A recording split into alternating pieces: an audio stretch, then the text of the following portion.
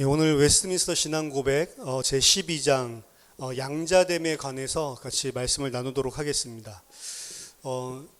제가 그 단체방에 올려놓은 그 본문을 활용하시면 될 것 같습니다. 먼저 같이 한번 내용을 살펴보면 오늘 딱 한 절로 되어 있기 때문에 먼저 읽어드리겠습니다. 하나님께서는 그의 독생자 예수 그리스도 안에서 의롭다함을 입은 모든 자들을 그를 위하여 양자되는 은혜에 참여하는 자들로 만들어주신다. 즉, 이 양자됨에 의해 그들은 하나님의 자녀들의 수에 들어가고 그 자유와 특권을 누리며 하나님의 이름을 그들 위에 붙이며 양자의 영을 받고 담대히 은혜의 보좌에 나아가며 아바 아버지라 부를 수 있게 되고 불쌍히 여김을 받으며 보호함을 입으며 필요한 것을 공급받으며 아버지로서 내리시는 징계를 받으나 결코 버림을 당하지 않고 구속의 날까지 인침을 받으며 또 영원한 구원의 후사로서 모든 약속을 물려받는다 라고 했습니다. 10장에서 우리들이 유효적인 소명, 하나님께서 우리를 부르시는 소명에 대해서 살펴봤고 11장에서 칭의에 대해서 봤거든요. 하나님께서 유효적으로 우리를 부르신다는 것은 성령께서 우리 안에 거듭나게 하는, 중생하게 하는, 그래서 우리를 새롭게 하는 그 소명을, 그 콜링, 부르심을 의미를 하고, 그렇게 성령의 부르심을 받고 중생한 자를 칭의, 의롭지 않은데 의롭다고 칭해 주신다라고 했습니다. 동시에 일어나는 현상이 그 칭의, 의롭다 하신 자들을 하나님의 양자로, 하나님의 아들로 삼아 주시는 겁니다. 칭의의 결과는 하나님과 우리 사이가 원래는 죄인이고 거룩하신 분이기 때문에 원수였어요. 근데 우리를 의롭다 칭해 주심으로써 그 원수와의 관계가 평화로, 화평으로 회복됩니다. 로마서 5장 1절 2절 보면 그러므로 우리가 믿음으로 의롭다 하심을 받았으니 우리 주 예수 그리스도로 말미암아 하나님과 화평을 누리자. 그러니까 우리를 의롭다고 했기 때문에 그 다음 나오는 게 이제 우리가 그렇기 때문에 하나님과 화평을 누리자라고 이야기를 하죠. 이 은혜에 들어가면 우리로 얻게 하신 우리 주 예수 그리스도로 말미암아 하나님으로 더불어 화평을 누리며 또한 그로 말미암아 우리가 믿음으로 서 있는 이 은혜에 들어감을 얻었으며 하나님의 영광을 바라고 즐거워하느니라. 요한복음 14장 27절에 보면 우리가 이 하나님과 칭의로 하나님의 백성으로 편입될 때 누리는 화평, 평화는 세상이 줄 수 없고 세상이 알 수도 없는 평화라고 이야기했습니다. 하나님과 화평되고 하나님과 평화를 누릴 때 세상이 인지할 수 없는, 알 수도 없고 세상이 도대체 이해할 수 없는 그런 화평을 누리게 되고, 그래서 빌립보서 4장 6절 7절에도 보면 너희들이 염려하지 말라고 이야기하죠. 너희 구할 것을 감사함으로 하나님께 아뢰라. 그리하면 모든 지각에 뛰어난 하나님의 평강이 너희 마음과 생각을 지키신다라고 이야기를 합니다. 모든 지각은 영어로 보면 understanding이에요. 모든 우리가 이해할 수 있는 것을 초월하는 하나님의 평강이 그리스도 예수 안에서 너희 마음과 생각을 지킨다. 이게 진짜 하나님과 화평한 자들이 누릴 수 있는 참된 평화인데, 이 평화는 한번 협정이 맺어지면 끊어지지가 않는, 예를 들어서 우리가 적대국이랑 같이 그 평화 조약을 맺었다라고 하는 건 언제든지 또 깨질 수가 있는 거지만, 하나님과 원수되었던 자들이 그리스도의 피로 하나님과 화평을 맺은 이 평화는 영원히 깨지지 않는 평화란 말이에요.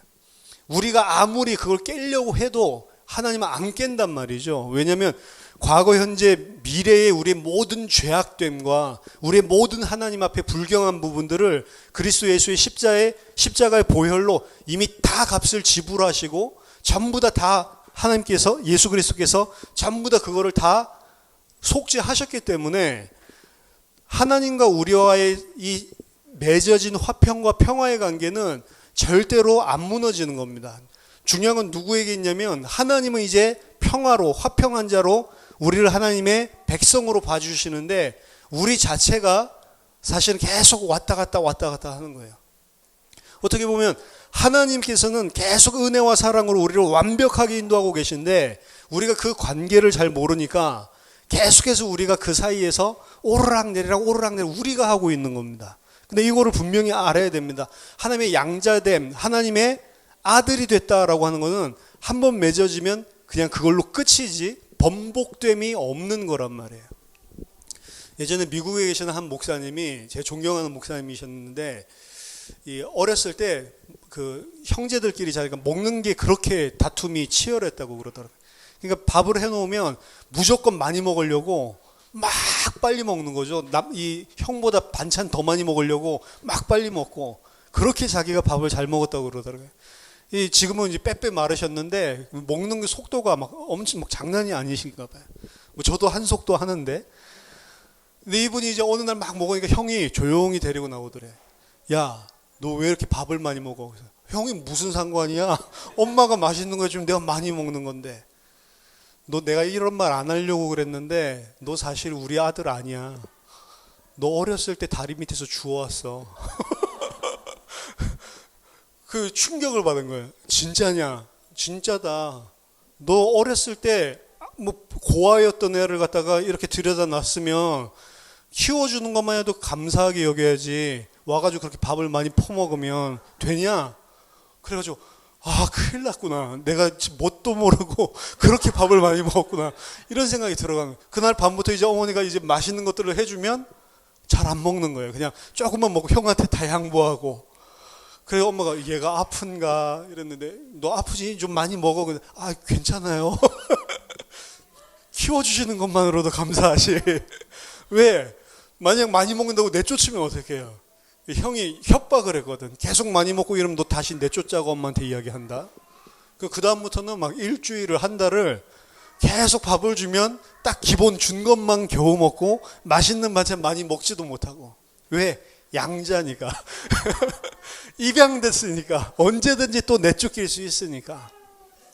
엄마가 아무리 봐도 이상하거든. 그래가지고 그 형들을 잡아다가 족쳐니까 그런 거짓말을 한 거예요. 그래가지고 양자 아니라고, 너 내가 낳은 내 친자식 맞다. 이러니까 그 다음부터 이제 또 힘 나가지고 많이 먹고 이야기를 하더라고요. 우리가 양자 됐다라고 하니까 하나님과 우리와의 관계가, 그래 우리는 친자식이 아니고 입양된 양자니까 약간 눈치 봐야 되는 것처럼 착각할 수가 있습니다. 언제든지 우리를 내칠 수 있는 친자가 아닌. 근데 그 개념이 아니란 말이에요. 예수 그리스도의 십자가의 대속으로 우리가 양자됐다, 그리고 하나님과 화평을 누렸다라고 하는 것은 친자식이랑 똑같이, 예수님과 똑같은 하나님의 아들로 편입이 됐다는 거고, 그리고 그 관계는 우리가 잘한다 못한다에 의해서 변개되지 않는 영원한 평화협정이고 영원한 하나님의 백성으로, 아들로 편입된 거란 말이에요. 그래서 우리가 담대히 그 보좌 앞에 나아갈 수 있다라고 이야기를 하고, 아버지라 부를 수 있다라고 이야기를 하고 있는 겁니다.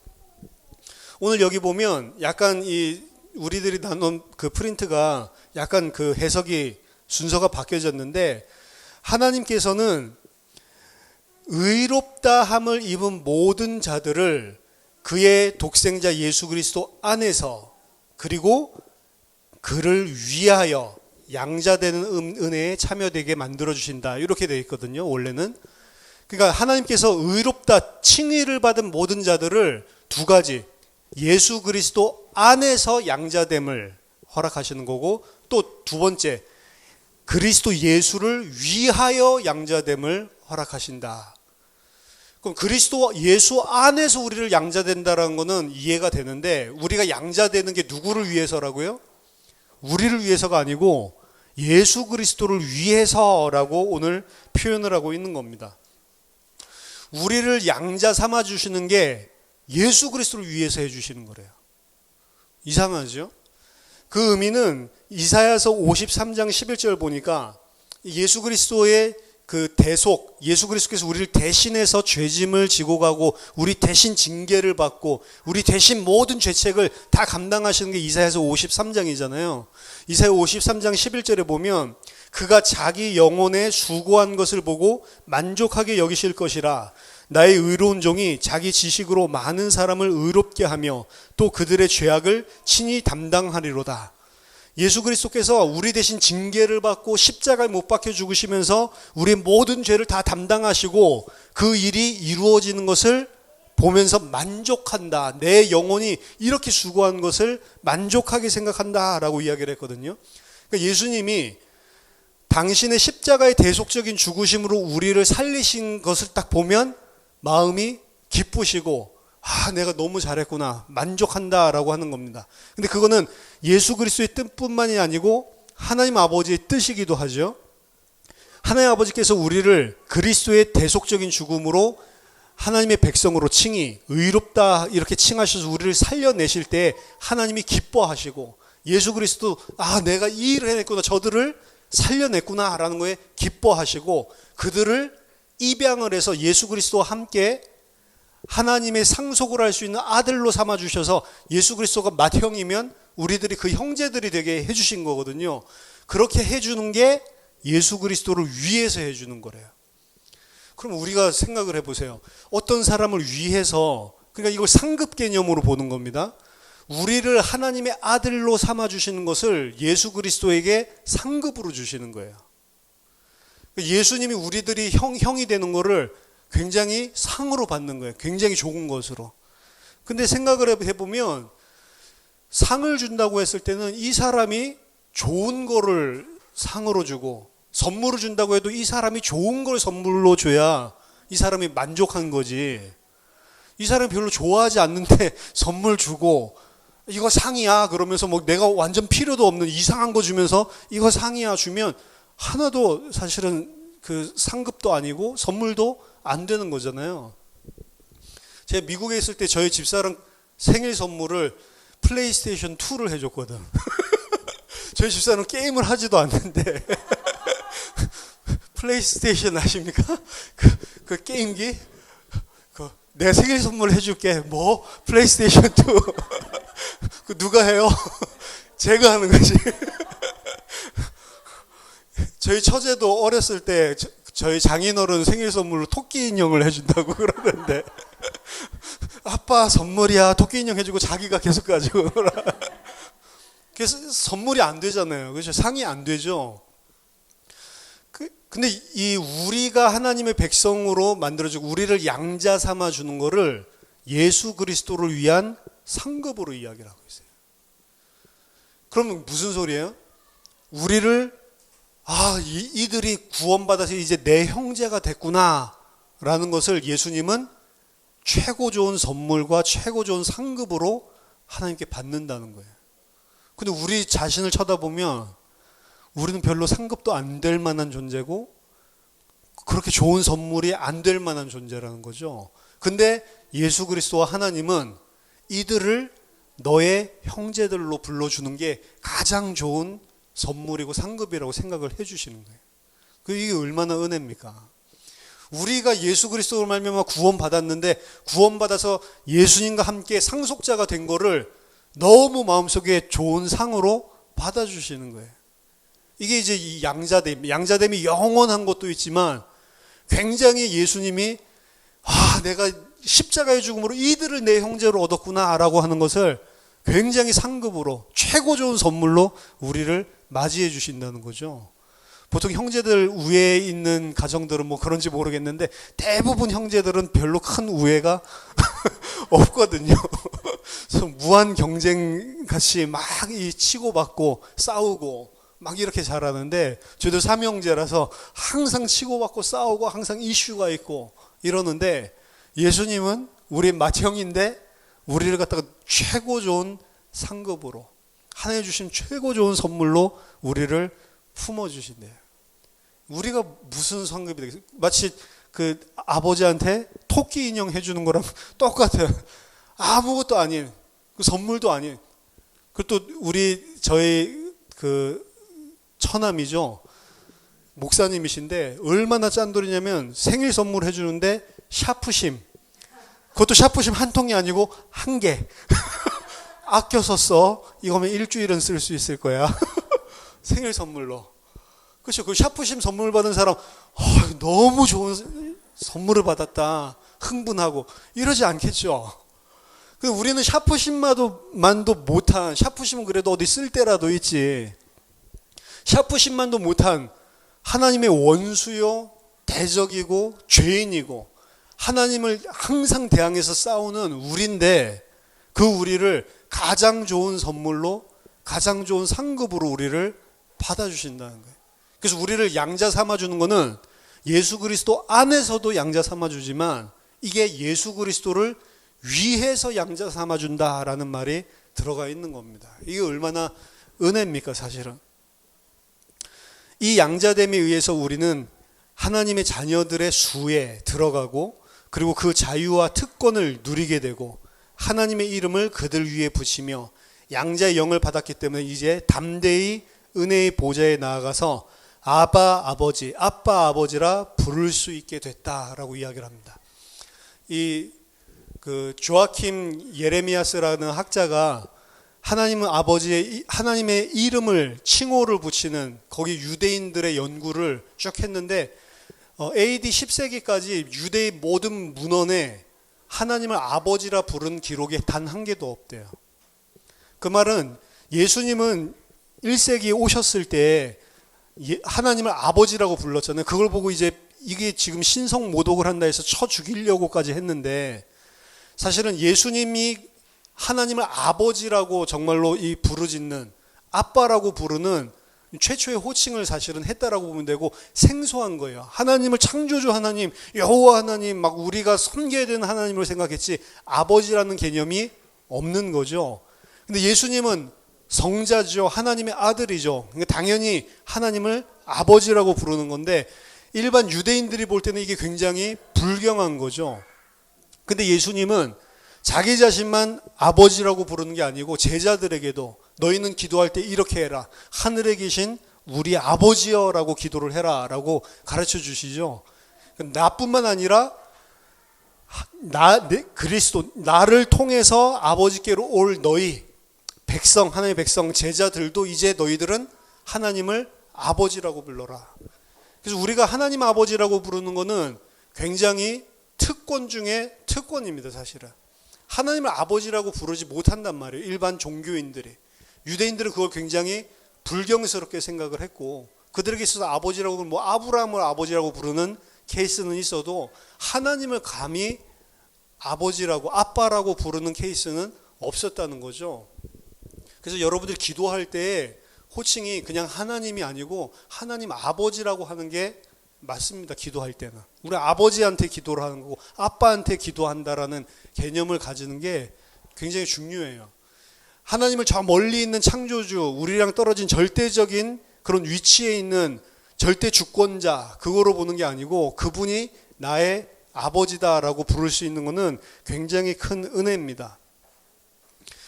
그래서 그 양자의 영을 받고 우리는 은혜의 보좌로 그때부터 담대히 나아가서 하나님을 아버지라 부를 수 있는 그런 특권을 받게 됐고 그때부터 이제 하나님은 우리를 불쌍히 여겨주시고 불쌍히 여겨주는 거 불쌍해 이게 아니고 우리들의 입장에서 동정한다라는 게 이 불쌍히 여기다는 거예요. 그 심퍼티라고 하는 거는 감정이입을 해서 우리 입장에서 하나님은 우리를 보살펴 주신다는 거예요.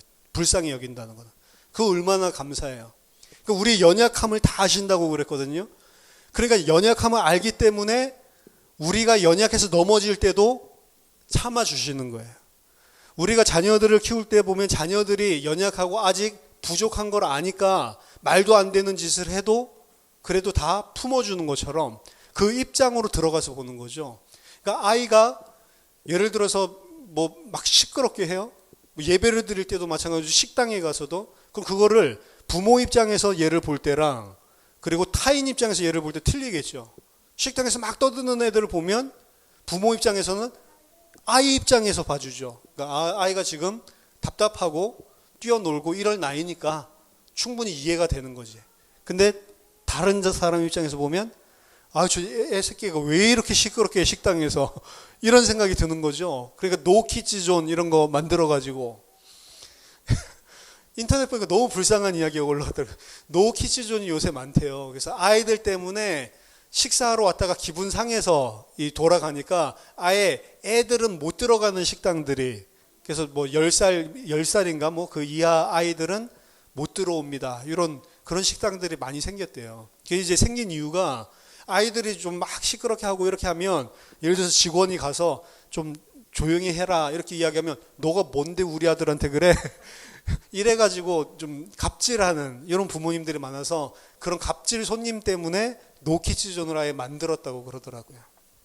근데 어떤 아이가 그 집 고기를 너무너무 좋아하는 거예요. 너무너무 좋아해가지고 생일이 돼가지고 거기 간다고 막 2주일 전부터 부모님이 약속을 해가지고, 그거 뭐 고기 먹으러 이제 내 생일 때 간다 이래가지고 온 식구들이 이제 그날 돼서 신나가지고 갔는데, 갑자기 직원이 나오더니 너 못 들어와 그러는 거예요. 그랬더니 왜 못 들어와요? 그러니까 너 7살이니까 못 들어온다고.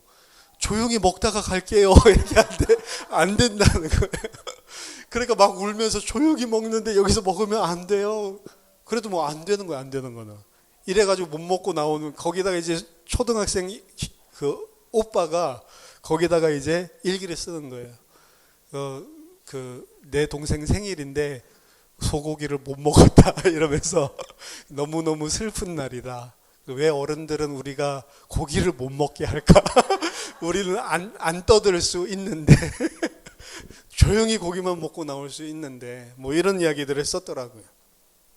입장이 뭐냐면, 부모의 입장에서 이 아이를 봐주는 것들은 상당히 이 아이 입장에서 관대하고, 그리고 이 아이를 다 포용하고, 잘못된 것들이 있더라도 분명히 고쳐야 될 걸 알더라도 그래도 이 아이가 그 마음 상하지 않고, 이 아이가 제대로 그런 시간들을 거쳐서 알게 되겠지라는 걸 가지고 긴 시간을 보고 품어준단 말이에요. 그게 이제 부모님의 입장에서 우리를 불쌍히 여겨주고 동정해 주는 거란 말이에요. 근데 부모의 입장이 아니면 결과만 빨리 바라는 거죠. 빨리 어떤 결과만 바르게 되는 거, 거기에만 초점을 맞춰서 움직이게 되는 거죠. 하나님은 우리를 양자 삼았다는 건 우리를 길게 보고 우리 입장에서 생각해 주시는 거예요. 그러니까 용납을 해 주시는 겁니다. 우리 입장에서 만약에 품어주시지 않으면 용납이 안 되는 거죠. 근데 우리 입장을 충분히 알고 우리의 시각에서 그걸 봐주시고, 그래 그럴만하지. 근데 저는 교회 공동체 안에서도 서로에 대해서 이 생각이 있어야 된다고 봐요. 우리가 그 은혜 받았잖아요. 그러면 교회 안에서도 그 은혜를 가지고 상대 입장에서 생각해 보면, 그러면 뭐 아무것도 불평할 것도 없고 누구를 손가락질할 것도 없죠. 근데 이게 항상 부족해. 우리가 이제 어리다고 하고 하나님의 사랑을 잘 모른다고 하는 거는, 우리는 이 사랑 받아가지고 겨우 건사하면서 영원한 하나님의 백성으로 자라나는 주제에, 그 다른 부르심을 받은 형제를 바라볼 때는 완전히 또 내 입장에서 보고 그 입장에 들어가서 못 봐준다는 거죠. 동정을 못한, 긍휼히 여기지를 못한다는 거죠. 하나님이 주신 긍휼을 몰라서 사실 그렇게 하는 겁니다. 그래서 그 불쌍히 여김을 받으며 보호함을 입고 필요한 것을 공급받는다. 이거 이제 좋은 거죠. 그리고 또 아버지로서 내리시는 징계가 또 있다라고 이야기합니다. 하나님은 하나님의 백성들을 반드시 징계하십니다. 요즘에는 아이들을 혼내지 못하도록 하는 그 교육이 미국이나 뭐 이런 데서부터 주입돼서 들어왔는데, 그래서 지금 우리나라 학교도 교권이 굉장히 무너졌죠. 그래서 선생님 보기를 우습게 알죠. 당신이 내 아들을 갖다가 만약 매를 때린다거나 혼내거나 이렇게 하면 곧바로 부모님 찾아오죠. 찾아와서 막 선생님 애들 보는 앞에서 막 따기 때리는 사람도 있어서 뉴스에 나오고, 네가 뭔데 내 아이를 갖다 때려 이래가지고. 근데 사실은 성경적인 가르침을 보면 아이는 맞아야 된다.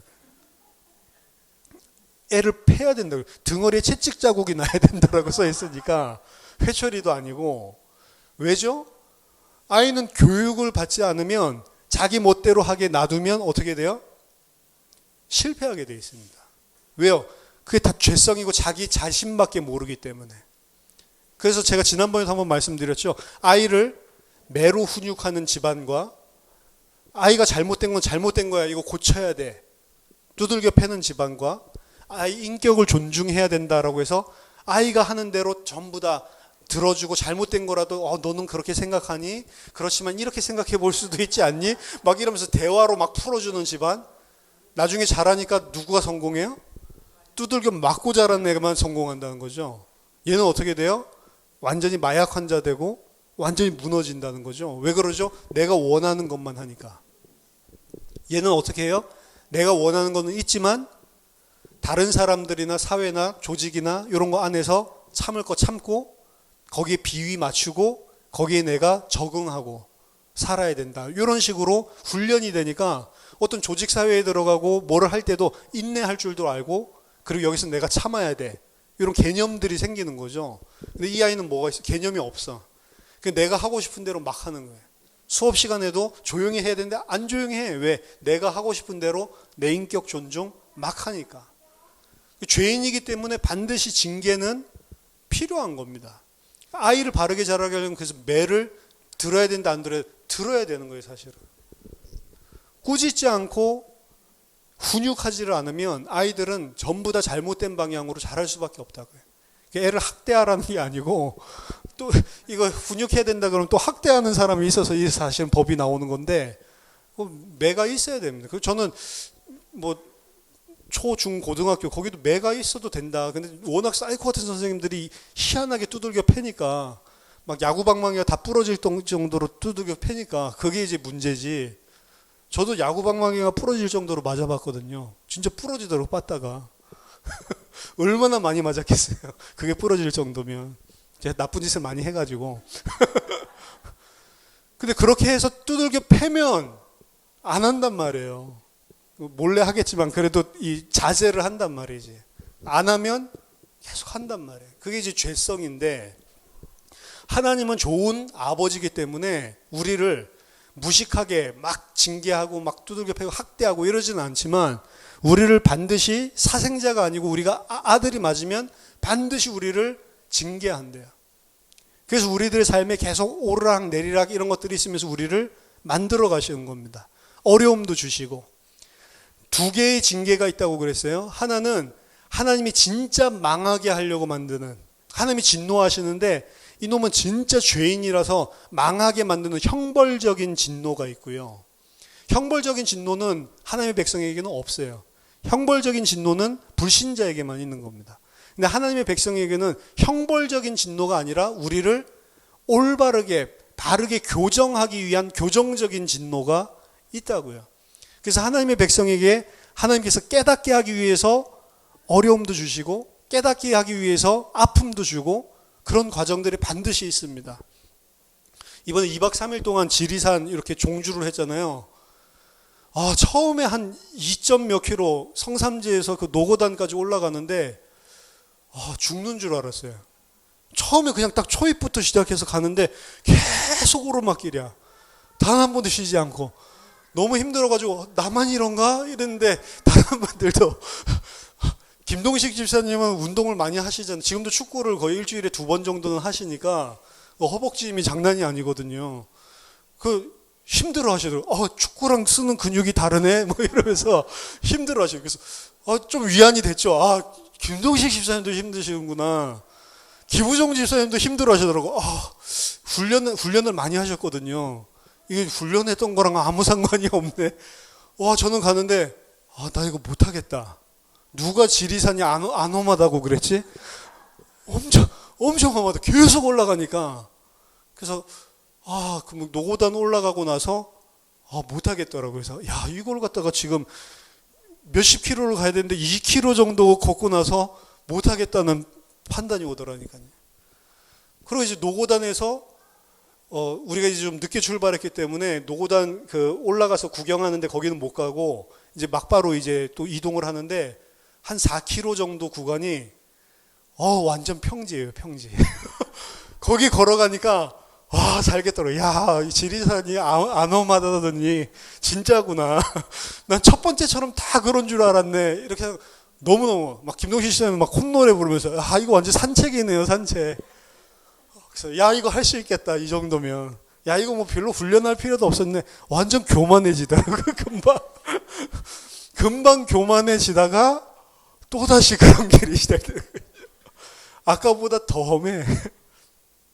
무슨 이래가지고 무슨 토끼령인가 뭐 이런 데 올라가는데 진짜 토끼처럼 헤헤거리게 만들어서 그런지 몰라도 이게 너무너무 힘든 거야. 너무 힘들다. 그러니까 좀 전에 막 교만했던 게 막 회개가 되고 너무 교만했었다. 이 지리산을 우습게 보면 안 되겠다. 그래 올라가고 제가 거의 첫날 저희를 한 17km를 걸었는데 좀 바쁘게 했어요. 나중에 제가 이제 무릎이 원래 안 좋아가지고 무릎에 이제 문제가 오기 시작하니까 아 진짜 못하겠더라고요. 그 다음날은 못 갈 것 같더라고요. 그래서 그 다음날 안 되면은 그냥 바로 내려가시라고 장로님도 권하시고 이래서 전 다음날 그냥 바로 내려올 줄 알았어요. 왜냐면 계단 하나를 못 내려오니까. 그러니까 물 먹으러 가는데 한 80m 내려가서 이렇게 퍼오는데 이 물 먹으러 물 먹으려고 물 담아서 오는데도 이게 하루 종일 걸려요. 이래가지고 야, 물 먹으러 가기도 힘든데 이걸 어떻게 앞으로 이틀을 더 가냐. 이래가 저도 마음속에 될 수 있으면 내일 그냥 내려가야 되겠다. 좀 이런 생각이. 모든 팀원들이 다 목사님은 내일 내려가신다. 이렇게 생각이 들 정도. 그 상태로 몸이 안 좋았어요. 막 밤에 막 야간 후레쉬 켜고 그렇게 이제 첫째 날 숙소에 도착했기 때문에 그 다음 날 되니까 또 이상하게 좀 휴식 취하면 또 힘이 나더라고. 이래가지고 가고 그 다음 날에도 또 바로 천왕봉 올라가자는 건 안 됩니다. 이거 하면 나 못한다고 이래가지고 다음 날 새벽 5시에 출발했거든요. 근데 새벽 5시까지 또 있으니까 또 힘나고 이래가지고 이제 겨우 하고 온 거예요. 마지막 내려오는데 내려가는 길은 그래도 좀 쉽잖아요. 내려가는 게 너무너무 힘들어요. 너무 고생스러워. 이게 내려가는 것도 좀 내려가다가 이렇게 가다가 이렇게 돼야지 처음부터 끝까지 계속 내려가니까 와, 욕 나오더라고. 누가 이따위로 산을 만들어가지고 그래가지고 사실은 이 지리산 이거 한번 2박 3일 이렇게 걷는데 지리산이 우리한테 뭐 했습니까? 우리가 오르겠다고 해가지고 올라놓고 우리가 막 왜 산을 이따위로 만들고 왜 계속해서 경사가 있고 왜 계속해서 오르막이 있고 와 내리막길이 끝도 없어요. 끝도 없어. 그래 뭐 3.6km 남았다라고 하는데 끝도 없이 막 몇십 분을 왔는데 3.4km 남았대. 그러니까 이게 그 킬로미터도 전부 다 주작이고 거짓말이고 제가 하는 말이 아니고 다른 애들도 막 저 킬로미터 주작이야 막 애들이 막 이런 소리들을 하더라고. 끝도 없이 가도 100m 갔다고 그러고 사람 미치겠는데 야 내려오는 게 그렇게 힘들 줄은. 내려올수록 또 뜨거워지니까 날씨가 위에는 16도 15도예요 춥다고. 근데 아래 내려오니까 30도 이러잖아요. 내려올수록 점점 더워져. 와, 무릎이 다 나가겠더라고요. 내려올 때 무릎이 진짜 다 나가겠더라고요. 우리 기부종 집사님도 이틀째부터 왼쪽 무릎이 나가시고 저는 이제 첫날부터 왼쪽 무릎 나가가지고 그래가지고 붕대 싸매고 이러면서 오는데 지리산을 보고 지혜 이치를 배우고 온다라고 해서 뭐 지리산이다 뭐 이런 이야기를 한다고 그러더라고요. 근데 진짜 가니까 인생을 많이 배우더라고요. 진짜 인생이랑 똑같아. 한번 해보셔야 됩니다, 여러분. 다음에 설악산 할 거니까. 진짜 교만한 게 없어졌어요. 처음에 너무 쉽게 걸을 때 막 진짜 교만했거든요. 근데 그러다가 이 첫 번째 노고단 올라가고 할 때랑 비교도 안 되는 이런 이 오르막길을 갖다 딱 접하고 나서 그 다음부터는 교만 없어지더라고요. 나중에는 평지면 평지인 대로 오르막이면 오르막인 대로 그냥 앞사람 발만 쳐다보고 이렇게 쳐다보면 저기까지 오르막이야 이거 보면 못 걷겠더라고.